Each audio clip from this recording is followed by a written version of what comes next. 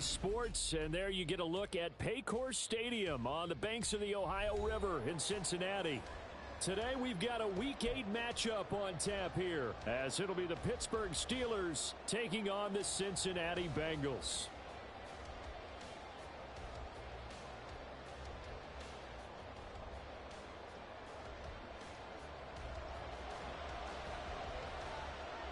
Lurching closer toward the midway point of this NFL season, and we're underway on EA Sports. And a signal there for the fair catch, so this opening drive will begin at the 25-yard line.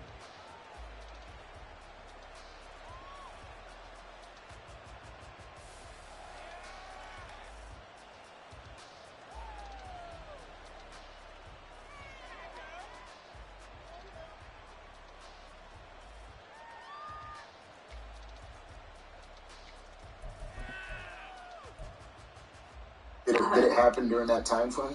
No, it didn't. And I'm glad you asked that, because that's something else people don't truly understand. They feel like our relationship stemmed off of, we'll get into that later, but we met, I want to say in, 2018.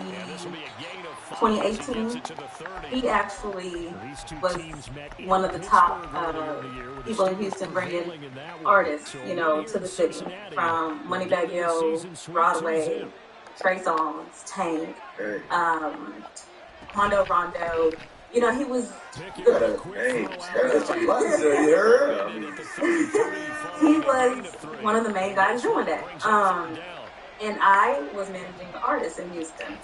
And so, of course, as an artist manager, you want to keep your artists involved in things that can help, just increase their visibility and just keep them in position. So I actually had reached out to him, D-Boy, that's his name.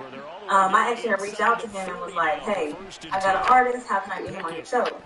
And he hit me back, and from there, that's how we built our relationship. It was a working relationship. You know what I'm saying? He allowed me to put my artists on pretty much all of his shows, and that's how we connected. How pivotal has it been having him around throughout that time frame to kind of be the battery in your back? I would imagine, again, because I observe little things in people the way they operate. I think that's one of my gifts. But I would imagine that he's the type of person that's, it's okay. Yeah, so, very pivotal. When he came in, or, when we ended up, first of all, he was helping me get booking, in Houston. And so we were around each other for that period of time. And I think the more that we got around each other, it became like, what's up with you? Exactly. What's up with you? So, right. So, when he came in, I was in a space where I was lacking motivation. It was hard for me to create. It was hard for me to keep going. He came in and pretty much his energy gave me that motivation again. He also, look at my baby. Came in and enhanced look at my baby. My income with everything I had going on. He taught me how to get more. Natalie got one? You know what I'm saying? So, Natalie got one? Yeah. It was one of those things, though, where, I said, hey, are you sure this is what we want to do? You know what I'm going through? I was transparent with him. I told him everything, because this wasn't home. So all those things were coming out right then and there. It was going to come out, whether it was a year later or 2 years later. This is something that I'm going to have to face. And if we're going to be together, you're going to be right there with me. So I had to be transparent with him. I told him, it comes with a lot. I don't want you to miss out on no opportunities because you're attached to me. And he wanted to move forward. Like, he knew me. He loved me for who I was. You know what I'm saying? So that's very responsible of you, too. Yeah, I had to. In the industry and all that. Yeah, so we kept our relationship. We protected it for a while. just because I didn't want that to affect anything he had going on. You know. So can we get a round of applause and some real love? Because you don't see it too often, you know what I mean? Shout out to that real love. You ever tell her this guy got Listen, man, when you go through You ever tell things, her? you got somebody that you can really fighting. Listen, man, this is how I'm feeling. I'm not happy right now, and they still accept you for who you are, regardless of how the world see you, with the comments and this, that, and the third. Man, that is so powerful. That's gonna keep you going. Yeah, and I know it was hard for him because he had to deal with sometimes I would misplace my anger. You know, he had to deal with me not wanting to go with him anywhere, or me being at the house just wanting to be in the bed. You know, he had to deal with those things.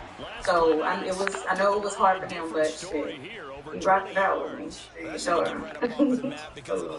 you can see that love. She's over here. She's touching him, you know. So if you could go back, right? If you could go back and give advice to your younger self, what would be the advice that you give yourself? If I could go back, it would be to not live based on the expectation of others. Stay true to yourself. You know, move in faith. Don't be so hard on yourself. Mistakes are okay. And shit. Read the Bible. Stay in your Bible. Stay in your Bible for real. Everybody love cocaine. That's some good advice. Oh yeah, you know, it's very simple, not complicated. Like a lot of people probably try to. I would have done this and that, you know, I get too far into the entire situation. But I feel like it doesn't matter how religious you are. I feel like the Bible offers so much great morals, stories, growth. And it's bad that it's living in a world now that frowns upon it. Yeah, no, I'm not a very religious person, but I do believe, and prayer does help. Prayers are very real, and I know that. I'll share with y'all that, you know, the morning of everything, the infamous that morning the prayer to God. And oh shit! I asked him, you know, like, God, just hit one of the girls on her face. What the fuck? You know, just reveal. If there's something you're trying to reveal to me, reveal it. You know, if something that's not for me, why she run? And I swear to you, I prayed that morning. Got smacked and ran to somebody else to hit that.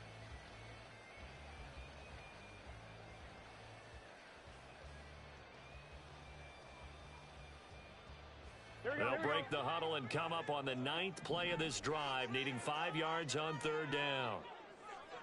11 MT tape. 11 MT tape.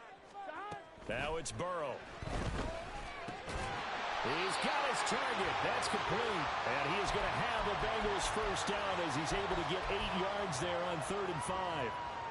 Well, on 3rd down, he wanted to go to one of his most dependable targets, and that's who he found, his tight end there, to pick up the first, Charles.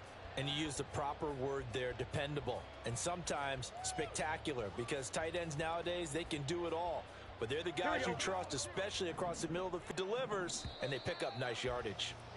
After 7-0 on EA Sports. Ready for the second quarter from Cincinnati. It's the Bengals with the football here, as they've got it with a 1st and 10. 11 mighty. 12. Burrow looking to pass. Oh, it's intercepted. A drive killer there. Picked off by Joey Porter Jr. And the Steelers are going to get it back here just shy of the 20.